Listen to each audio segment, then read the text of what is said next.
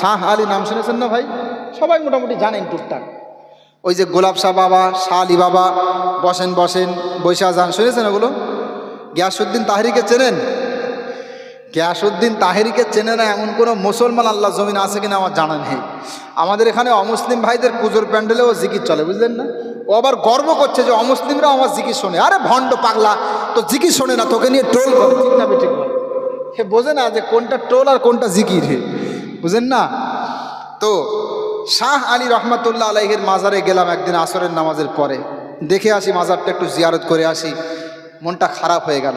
অসংখ্য অগণিত মুসলমান, তারা আল্লাহতে বিশ্বাসী, আল্লাহ রসুলে বিশ্বাস করে, অথচ মাজারে সেজদা করছে, মাজারে প্রার্থনা করছে, সন্তান হয় না মাজারে গিয়ে মানত করছে, আল্লাহকে সাক্ষী রেখে বলছে ইসলাম যদি সত্য হয় তাহলে এরা আল্লাহর কাছে মুশরিক হিসাবে গণ্য হবে, এদের ঠিকানা হবে চিরস্থায়ী জাহান্নাম।